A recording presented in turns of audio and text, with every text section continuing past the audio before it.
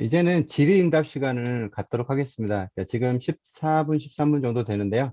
한 5분 가까이 그 정도 선에서까지 하도록 하겠습니다. 질문 있으신 분들은 손을 들어주거나 또 문자로 남겨주시기 바랍니다. 일단 원장님, 아까 위에서 하워드 제어 박사님 줌으로라도 이렇게 만날 수 없냐 이렇게 말씀하셨는데. 네, 한번 저도 다시 얘기 드려보겠습니다. 전에 줌 얘기도 했는데, 이제는 줌도 힘들다. 이분이 몸이 좀 많이 약해지셨어요. 그래서 그 코로나로 학교 안 나오신 지 1년이 넘어가지고, 막 대외 활동을 굉장히 많이 줄이고 계신 것 같은데, 또 말씀을 드려서, 안 되면 올해 11월에 회복적 정의 국제 주간 때 한번 초대를 해보도록 하겠습니다. 그다음 질문 있으신 분 있으신가요? 손으로 들어주세요. 이경희 선생님.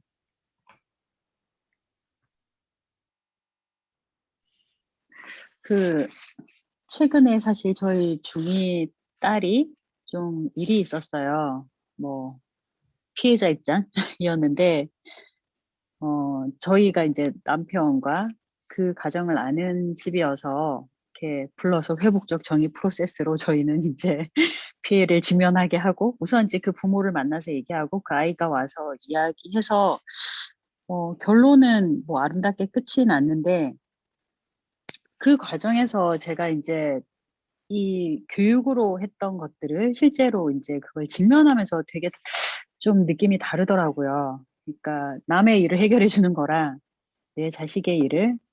그래서 하나는 어 용서하기가 너무 어려운 거예요, 사실은. 이렇게 어떤 일들이 직면하게 하고 뭐 걔가 고통을 받았다고 하지만 뭔가 딱 벌로 걔가 고통받는 걸 보고 싶은 약간의 마음도 있고.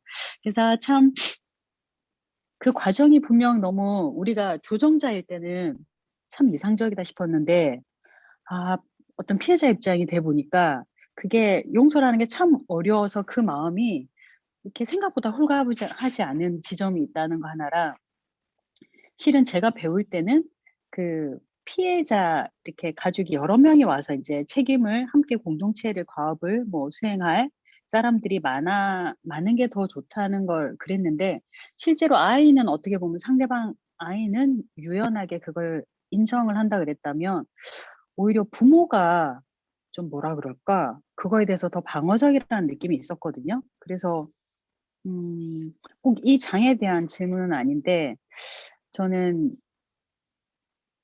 공동체의 어떤 그것들을 할 때 가령 그 공동체가 뭐 반이거나 전체적으로 좀 객관적인 그런 공동체는 모르겠는데, 어 저는 그런 조정 경험이 많지 않으니까 피해가 만났을 때 그 가족들이 그 피해를 직면하는 게 그 대상자는 오히려 그걸 잘 직면하는데 그 가족들도 대체로 잘 수긍하고 그걸 책임지려 하는지가 좀 궁금했어요.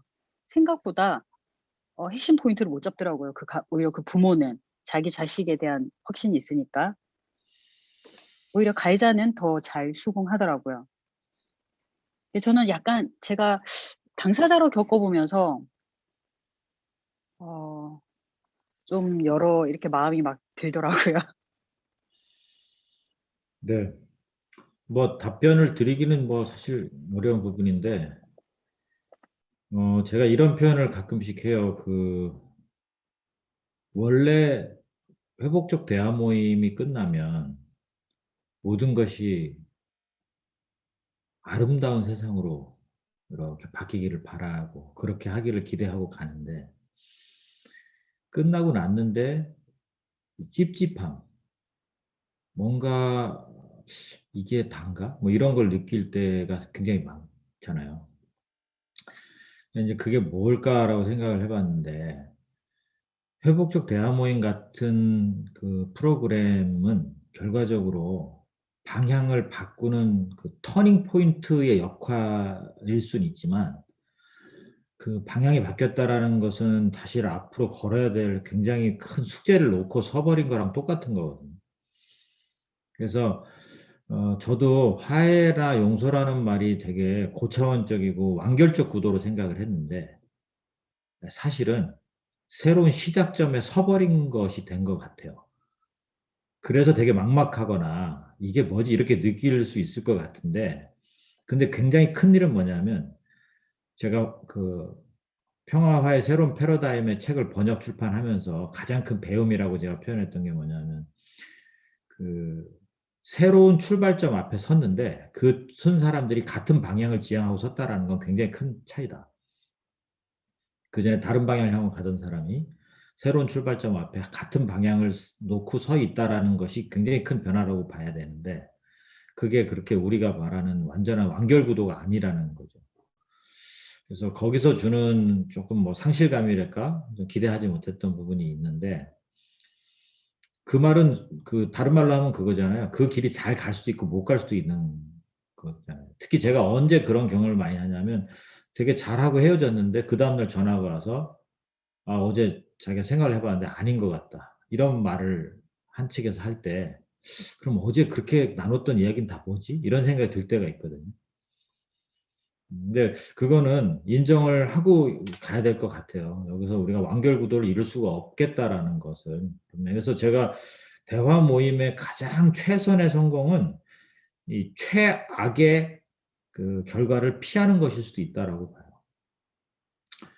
그래서 그건 너무가 우리가 이제 좋은 환상을 가지니까 이런 일을 하고 싶어 하는 건 맞지만, 그것이 가져오는 현실에서의 한계는 분명히 좀 있을 필요가 있다는 거고. 그 다음에 저기 소년 사건의 경우에요. 그 아까 당사자가 되셔가지고 그런 얘기 하셨는데, 그 진짜 오해하고 있는 중에 하나가, 강력 사건은 회복적 접근이 어려울 것이고, 뭐 단순 사건이 회복적 접근이 쉬울 거다라고 하는 거나, 학생들 사건이 쉽고 어른들 사건이 어렵다고 생각하는 경우가 있는데, 사실 학생들 사건이 왜 복잡해지냐면 이해관계자들이 늘어나잖아요. 보호자가 있어야 되니까. 근데 이 보호자는 엄밀히 말하면요, 제3자입니다. 그러니까 이거는 채워야 될 필요가 더블이 되는 거예요. 그 당사자, 어떤 문제를 주고받았던 당사자의 필요가 채워져야 되지만, 그 당사자와 아주 직접적 이해관계를 갖는 또 보호자의 필요를 채워야 되는 문제가 있기 때문에, 이건 완전 다층적 그 이해 충돌이 벌어져요. 그래서 이게 사실은 그 보호자가 함께 하면서 생기는 여러 문제들이 저는 분명히 있고, 그런 것 때문에 분명히 생기는 문제일 거라고 봐요. 그래서 제일 위험한 게 뭐냐면, 당사자인 아이들을 빼놓고 보호자들만 와서 대화하겠다 하는 게요, 그게 사실은 굉장히 위험한 그 방식이죠. 그래서 이거는 당사자 필요를 얼마나 솔직히 자기가 얘기할 수 있을까, 그리고 그걸 풀어내는 주체로서 이해받을 수 있을까가 이렇게 학생 사건을 다루면서는 늘 큰 숙제 같은 거예요. 특히 우리나라에서는 보호자들의 역할을 굉장히 그 스스로 크게 갖고 있거든요. 그래서 그런 면은 제 문화적 특성이기도 하기 때문에 많이 좀 어려움을 겪는 면이라고 봅니다.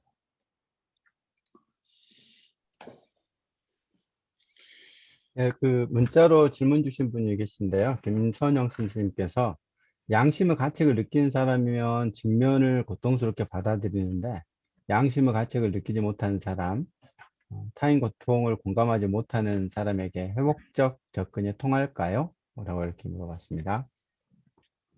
이런 사람들한테 뭐가 통하겠습니까? 아무것도 안 통하지. 회복 적정이 아니라 뭐래도 뭐가 통하겠어요.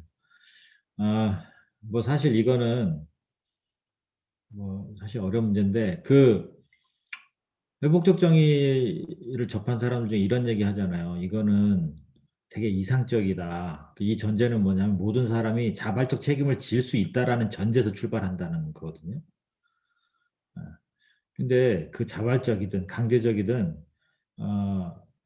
책임을 스스로 지려고 하지 않는 사람들에게는 회복적 접근은 사실은 적용하기가 어렵죠. 그거는 뭐 당연히 상식적으로 그렇게 되는데, 그럼 왜 자발적 책임을 안 지려고 하느냐 하는 거는 고민을 해봐야 돼요. 근데 왜 안 지려고 할까 생각을 해보면, 자발적 책임을 지는 것이 강제적 책임을 지는 것보다도 훨씬 더 어려운 사람들일 경우가 많다고 봅니다. 그러니까 제가 그 판사들, 가정법원 판사들 특강을 해달라서 한 적이 있는데, 그때 질문을 하라 그랬더니 판사분들의 많은 질문이 그거였어요. 스스로 책임을 지려고 하는 사람들은 재판을 받을 이유도 없다라는 거죠. 그렇지 않을 사람들이니까 이제 판결을 받는 거다. 이제 이렇게 얘기를 해요. 가만히 보니까 판사들은 어떤 생각을 갖고 있냐면 사람은 믿을 수 없다라고 하는 전제 속에서 사실은 규명을 해나가는, 그 어찌 보면 사람을 믿지 않는 것에서부터 출발하는 일이 돼버렸어. 근데 실제 거기 있으면 그렇게 될 것 같아요. 온 막 그 속이는 사람들만 보다 보니까. 근데 반대로 회복적 정의를 그래도 좋아하는 사람들은 그 사람이 바뀔 수 있다라고, 또 그런 그 여건을 최대한 만들어주면 그렇게 될 수 있다라고 보는 관점에서 출발을 해요. 그러니까 그렇게 보기 때문에 사실 결과도 그런 걸 양산할 수 있는 기회가 커지죠. 그래서 이 비양심적인 사람들에게 회복적 접근은 오히려 제가 보기엔 응보적 정의 접근을 하는 게 더 맞을 수 있어요. 근데 그 말은 거꾸로 말하면 이 사람들에게 양심적 사고를 하거나 행동을 할 수 있는 기회는 더 사라지게 만들겠죠. 그래서 이거는 뭐 성선설하고 비슷하게 그렇게 봐야 될 문제이긴 한데, 저는 인간에게 이 양면이 다 있다고 봅니다.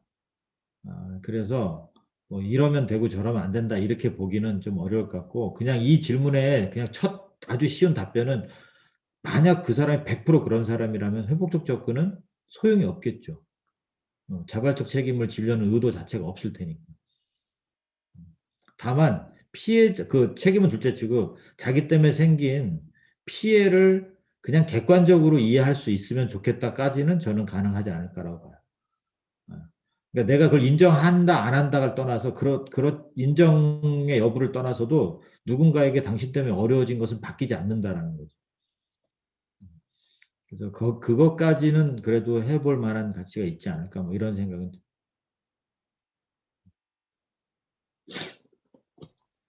네, 감사합니다. 질문 있으신 분 손 들어주세요. 네, 김은태 선생님. 저도 정의 회복에 관심이 요즘 많아졌는데요. 이게 이제 경찰 활동 조정일을 좀 중심적으로 또 하다 보니까 좀 답답함이 좀 생겨요. 뭐냐면 사회적으로 지금 세월호 참사도 7주기인데 크게 나아지는 게 없고, 이번 재보궐 선거를 보더라도 뭐 언론이나 뭐 이런 뭐랄까요, 좀 기득권들은 여전히 공부하구나. 그런데 이런 불이한 사회 구조 속에서 이제 개인들의 갈등을 해결하는, 이제 그게 의미가 없다는 게 아니라 이제 그런 것들이 오히려 사회 구조를 재생산하는데 뭐 일조하는 또 그런 측면이 있지 않을까, 그런 생각도 들고, 저도 이제 사회학을 전공을 했는데요. 원장님이 보실 때는 이제 그런 사회 구조적인 문제에 대해서는 어떻게 좀 바라보고 계시는지, 뭐 불평등 문제라든지 그런 기득권, 뭐 카르텔, 우리나라가 출세해서 뭐 부패하자 이게 신조라면서요. 이제 그런 부분에 대해서 사회학적인 접근은 어떻게 보시는지, 이제 뭐 심리적인 건 수치심 얘기도 있고 뭐 그런 것도 있지만 그런 게 좀 궁금했습니다. 네, 그 말 확 와닿네요. 출세해서 부패하는 게 우리 사회. 네. 여기 제가 이렇게 화면 얼핏 봐도 교사분들 되게 많으신데, 사실 전 진짜 그런 것 같거든요. 지금 아이들이 되게 빨리빨리 실익 중심의 어떤 세계관을 갖다 보니까 앞에 말씀하신 그런 말들이 분명히 진짜 농담이 아니라 먹힐 말 같기도 하다, 이런 생각이 들어요. 지금 질문하시거나 커멘트로 얘기해 주신 것에서 저는 두 가지 생각이 있는데요. 하나는 이 회복적 접근, 특히 이 당사자 간 직접 만나서 대화로 문제를 푸는 이 회복적 대화 프로그램이 굉장히 중요한 의미를 갖지만 동시에 가장 큰 단점이 될 수 있는 게 뭐냐면, 당사자 만족 중심이라 그럴까요? 당사자 필요를 채우는 것에 집중하다 보니까 그 문제를 일으켰던 구조적 문제를 들여다보지 못하게 만드는 이 그러니까 뭐라 그래요? 그 모순이 발생해요.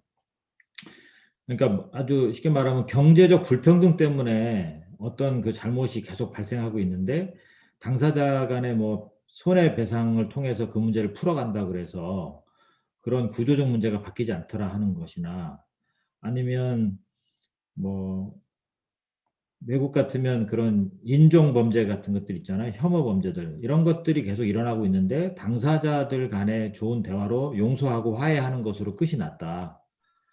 그렇다 그래서 그 구조가 바뀌는데 일조를 할 수 있을까? 이거는 또 다른 문제거든요. 그래서 갈등 해결이라고 하는 것이 되게 중요한 키워드가 됐다가 갈등 전환이라는 말로 바뀌게 된 이유가 뭐냐면 구조와 문화의 변화를 동시에 주지 못한다면 이 개인 간의 갈등 해결은 잘못하면 구조적 악을 고착시키는 역할을 할 수도 있다라는 거거든요. 그래서 그런 측면 때문에 그 저도 사실은 이 우리가 경찰이랑 하고 있는 그 대화 모임 같은 거 있잖아요. 그런 데에 그 참여자의 범위를 반드시 확대해야 된다라고 믿는 사람이에요. 그게 무슨 얘기냐면 아이들끼리 싸움이라서 그 보호자까지 부모들이 와서 여러 대화를 했는데 실제 아이들이 생활하는 곳은 학교 공동체 공간이거든요. 그곳에서는 계속 힘의 불균형이 나오고 있거나 아니면 공부 잘하고 뭐 인정받는 아이들과 무시당하는 아이들이 문화가 계속 존재하고 있거나 또 뭐 특별한 이유 때문에 뭐가 발생하는 그런 문화가 계속 존재한다면 그 대화 모임에는 그 때리네 맞으네와 보호자들만 올 게 아니라 학교 관계자들이 사실은 더 중심이 돼서 와 있어야 되는 문제도 있거든요. 뭐 그 관리자 역할을 어떻게 할 것인가, 아이들이 어떻게 지내게 될 것인가 이런 각도로 다양하게 봐야 되는데 그런 건 없이 그냥 사법 단계에서는 당사자주의다 보니까 개인들만 와가지고 얘기를 나누는 것은 근본적 변화를 못 일으킬 수밖에 없는 구조인 것 같아요. 그래서 뭐 되게 한정적이긴 하겠지만 이 사법에서 지금 확대되고 있는 회복적 정의 적용을 피해자 범위를 어디까지 둘 것인가에 대해서는 제가 좀 싸워야 될 문제가 분명히 있는 것 같아요. 그래서 최대한 많이 참여할 수 있도록 가야 그 지역사회나 그들이 속해 있는 공동체가 안고 있는 문제까지도 사실은 드러날 수 있는 거고 드러나줘야 그거에 대한 또 대응도 나올 수 있는 거니까 그래서 그런 면, 그 개인의 만족도는 높이나 구조적 변화를 일으키지 못한다라고 하는 한계를 사실은 좀 극복할 필요가 있다라는. 두 번째 포인트는 이거는 저는 긍정적 측면이라고 보는 면인데요. 회복적 정의가 제 책에서도 되게 강조했던 게 임파워먼트예요. 그 아까 우리 황태현 선생님이 잘 지적하셨는데 가해를 한 사람의 힘을 빼고 그 사람을 통제하려고 하는 방식에서 피해를 입은 사람들 또 힘이 없었던 사람들에게 목소리를 낼 수 있는 기회를 주려고 하는 것이 회복적 정의 접근이거든요. 그래서 이렇게 이 힘을 낮춰가지고 가려고 하는 방식과 힘을 올려서 하는 방식 사이에 이게 저는 지금 있다고 봐요. 그래서 여기 서클 같은 프로그램을 많은 사람들이 이제 하게 할 때는 그 이유가 뭐냐면 분위기 좋게 하려고 하는 게 아니라 원래는 더 보이스레스 사회에 잘 발언을 할 수 없었던 사람들에게 자기의 목소리를 회복할 수 있는 기회를 주자라고 하는 게 사실은 큰 틀에서죠. 그래서 그 스웨덴에서 계속 북유럽에서 계속 했던 그 스터디 서클 같은 것들이 옛날에 그 학력이 많이 떨어진 시절에 제대로 자기 이야기를 할 수 없었던 사람들에게 사회 문제를 다루게 했던 하나의 툴이었잖아요. 마찬가지로 저는 지금은 뭐 그냥 분위기를 더 좋게 하기 위한 서클 정도로 이야기하지만 제가 재소자들하고 서클하면서 그런 느낌을 가끔 받았거든요. 사실 그런데 와 있는 분들은 되게 어렸을 때부터 그냥 되게 어려운 환경 속에 있었고 그렇게 살다가 그런데 오신 분들이 많은데 그분들이 공동체 안에서 대화를 할 수 있다라는 건 되게 컸어요. 자기들끼리만 해도. 하물며 그런 사회적인 어찌 보면 약자 계층에 있는 분들이 그렇지 않은 사람들하고 평등하게 앉아서 자기들의 이야기를 꺼내고 그걸 경청을 하는 시간과 경험을 할 수 있다라는 것은 저는 그 뭐랄까요 이런 사회 변화를 위해서도 회복적 접근이 기여할 수 있는 굉장히 큰 어찌 보면 그 의미가 있다고 봐요. 그래서 요런 거는 우리가 지금은 뭐 그냥 뭐 신뢰 서클 정도 선 이런 선에서만 이야기하지만 이 사회의 어떤 대화의 틀, 문화를 만들어가는 틀로서 이런 것도 좀 확산해 볼 필요가 있지 않을까 그런 생각이 들고 어떤 분이 연구 자료로 얘기할 때 제가 통일 이후에 이 서클 같은 경우는 우리 사회에서 일종의 사회적 운동으로 좀 확산될 필요가 있다. 북과 남의 그 다른 사회를 오랫동안 살았던 주민들이 안전하게 만나서 서로 이야기할 수 있는 기회를 갖는 거는 정말 중요하다. 그래서 그때야말로 진짜 이런 서클이 사회 안에서 크게 좀 쓰여야 될 때가 오지 않을까. 그런 측면도 분명히 저는 좋게 보고 있는 거예요.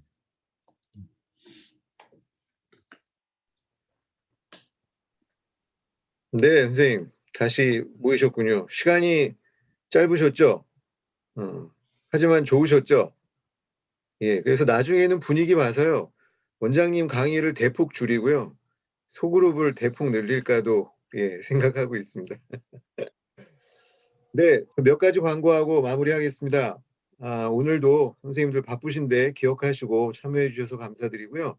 요 다음번 모임은 5월 셋째 주 목요일입니다. 5월 22일 셋째 주 목요일 같은 시간 저녁 7시부터 줌으로 진행이 될 거고요. 그 전에 같은 방식으로 저희가 줌 주소 보내드리도록 하겠습니다. 그리고 요번에 문자 보내드릴 때 같이 안내를 해드리긴 했는데요. 선생님들 그 지난번에 원장님 강의하셨던 내용하고 이번에 강의하신 내용도 영상으로 편집을 해서요. 그 링크, 회복적 정의 TV 링크를 보내드릴 겁니다.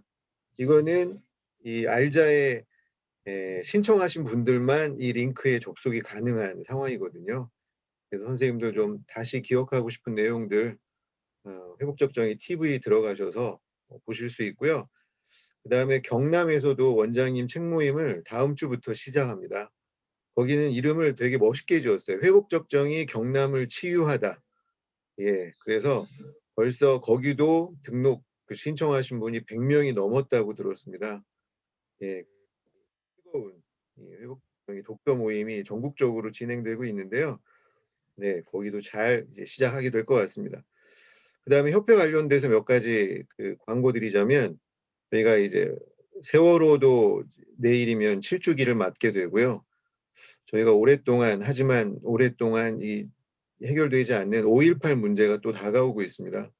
그래서 저희 협회가 5.18 진상규명위원회하고 같이 그 5.18을 회복적 접근으로 하는 이 세미나 같은 걸 준비하고 있어요. 그래서 주로는 협회는 기독교 그룹하고 같이 4월 말에 5.18과 나라는 주제로요. NCCK라고 하는 지역 책임자분들하고 워크숍을 하려고 합니다. 예, 그것도 나중에 진행이 되면 선생님들께 말씀드리도록 하겠습니다. 그리고 또 선생님들 또 미얀마 사태에 대해서도 관심 계속 가져주시면 좋겠고요. 그 다음에 대부분 회원이셔서 지난번에 그 연구에 관련된 설문조사 보내드렸어요. 그래서 한 160여 분이 설문에 응답을 해주셨습니다. 가장 많이 나온 관심을 보이신 연구회가 가정마을 연구회, 거기가 한 36% 정도 관심을 보이셨어요. 물론 학교 연구에 관심이 더 많으시겠지만 이번 설문에서는 교사만을 대상으로 했기 때문에 학교 연구회보다 가정마을 연구회가 많이 나왔습니다. 그 설문에 대한 대략적인 결과도 간단히 문자로 회원분들께 보고 드리도록 하겠습니다. 그래서 올해는 이 연구회가 좀 다시 좀 정비가 돼서 연구회 차원에서 여러 가지 뭐 활동들이 시작될 수 있도록 협회와 연구소 차원에서도 지원을 해드리도록 하겠습니다. 네, 선생님, 혹시 저희 헤어지기 전에 좀 궁금하시거나 하시고 싶은 말씀 있으시면 제가 그거 확인하고 없으시면 창을 닫도록 하겠습니다. 오늘 황태진 선생님 너무 멋있었어요. 네, 홍태인 선생님 지난 시간, 이번 시간 굉장히 열심히 준비해 주시고 나눠주셔서 감사합니다. 고맙습니다. 홍태인 선생님 너무 이렇게 잘하시니까 다음엔 책을 안 읽고 와야 되겠다라는 생각도 안 읽어도 충분히 소화될 수 있겠다. 그런 생각도 좀 드네요. 네, 선생님. 그러면 네. 한 달간 몸 조심하시고요. 예, 그러면 다음 시간에 또 건강한 모습으로 다시 뵙도록 하겠습니다. 예, 감사합니다, 선생님. 평안한 밤 되십시오. 수고 예, 수고하셨습니다. 많으셨습니다. 감사합니다. 수고하셨습니다. 한 달 뒤에 감사합니다. 봐요. 수고하셨습니다. 수고하셨습니다. 한 달 네. 뒤에 봐요. 반가웠습니다. 황태진 짱! 감사합니다. 감사합니다. 수고하셨습니다. 감사합니다. 종료하겠습니다.